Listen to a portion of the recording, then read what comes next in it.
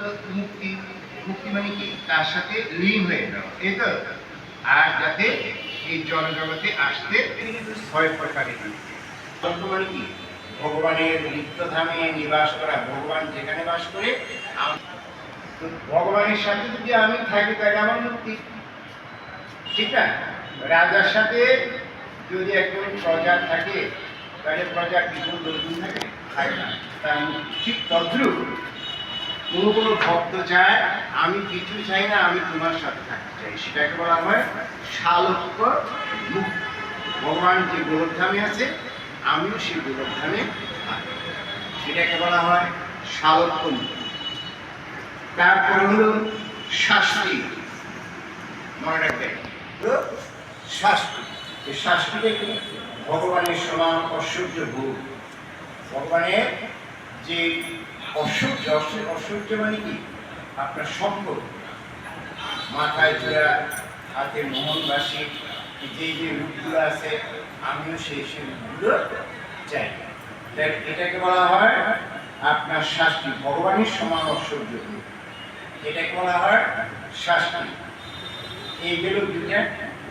তারপর হলো স্বামিত্ব। আমরা একটা মূর্তি, এখানে মূর্তির আসরে স্বামিত্ব মানে কি? নিকটে, আমরা ভগবানের সামনে আছি, এখানে যদি আমাদের বিদ্রোহ হয় তাহলে আমাদের এটাকে বলা হয় কি? স্বামিত্ব। এটাকে বলা হয় ভগবানের নিকটবর্তী স্বামিত্ব। এই জন্যে এই নিকটবর্তী তো অনেক রকম, যেমন ধরেন আপনি কোথাও যাচ্ছেন, চিন্তিত যাচ্ছেন বা যে কোনো ভগবানের নাম স্মরণ করবেন, নাম নামে হবে ভগবানের নামটা স্মরণ করবেন, বাদ মাথায় বাদ দিয়া এখন ভগবানের নাম স্মরণ করতে করতে আপনি পুরীটায় বসতেন, ভগবানের নাম স্মরণ করতে করতে আপনি ঢাকায় গিয়ে বসতেন, বা যে কোনো কমপ্লিট করছেন। ভগবানের নাম স্মরণ করা মানে ভগবান আপনার নিকটে থাকা এবং আপনাকে বিপদ থেকে, এটাকে বলা হয় স্বামিত্ব। নাম নামে অভেদ পরমাত্মা কথা অনুসর্বস্ব শ্রীরাম কমললোচ। এই হনুমান আপনার গরু একবার হনুমানকে জিজ্ঞেস করছে যে হনুমান তুমি কেমন রাম রাম রাম রাম রাম রাম করছো, জয় শ্রীরাম জয় শ্রীরাম, তাই না? কিন্তু সাথে যে মা সীতা রয়েছে তুমি তার কথা একবারও বলো না। কি সুন্দর কথা বলছে হনুমান, জানেন? শ্রীনাথ মানে হলো সীতা, জানকীনাথে অভেদ পরমাত্মনি তথাপি মম সর্বস্ব শ্রীরাম কমললোচন। কি সুন্দর! আমি জানি শ্রীকৃষ্ণ শ্রীরাম এক ও অভিন্ন, তথাপি মম সর্বস্ব, তারপরও আমার মম সর্বস্ব, আমার সব কিছুকে শ্রীরাম, তথাপি মম সর্বস্ব শ্রীরাম কমললোচন।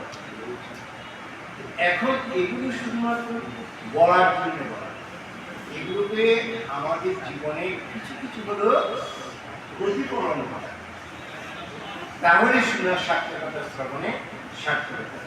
এরা আমি কত প্রকারের মুক্তির কথা বললাম, মনে আছে নেই? শালক্য, স্বামিত্ব, শালক্য গেল, শাস্তি গেল, সমিত্ব গেল। স্বামিত্ব মানে কি আমরা ভগবানের সামনে আসছি, এটাকে একটা মুক্তি, যে ভগবানের কথাগুলো আলোচনা করছি, ভগবতের কথাগুলো আলোচনা করছি, এখানে আমাদের মুক্তি একটা পথ, এখানে একটা মুক্তি। এই জন্য প্রত্যেকটা গৃহে গৃহে ভগবানের ছবি রাখা হয়, ভগবানের আসন রাখা হয়। এটাও অনেক ভক্ত চাই যে ভগবান তুমি যেভাবে তোমার যে রূপ আছে সেই রূপটা যেন আমি, আমরা অনেকে আশীর্বাদ করি না, আর পুস্তকের ছেলেটা যেন কার্তিকের কথা হয়, বুঝতে তো ভগবান কৃষ্ণের মধ্যে। এটা হলো এক ধরনের মুক্তি, এটাকে বলা হয় স্বরূপ, স্বরূপ। আর একটা হলো সাচুর্য, ভগবানের সাথে একাত্মতা লাভ, ভগবানের সাথে একাত্মতা লাভ, এটি কিন্তু কঠিন বিষয়। তাহলে আমরা কটা বললাম? শালক্য, শাস্তি, শালক্য, শাস্তি, স্বামিত্ব, সারূপ্য, সাচুর্য, বুঝে গেছে? এগুলো মনে রাখতে পারলে আপনারা উপকৃত। জিজ্ঞাসা করলো মুক্তি মুক্তি বা তুমি কোন মুক্তির কথা বলছো? তুমি কোন মুক্তি চাও? সারুক্য চাও, শালক্য চাও, সাচুর্য চাও, শাস্তি চাও, নাকি মোক্ষ লাভ? আচ্ছা, আমরা এখন কোনটা চাই বলুন তো? কোনটা চান আপনারা? অসুখ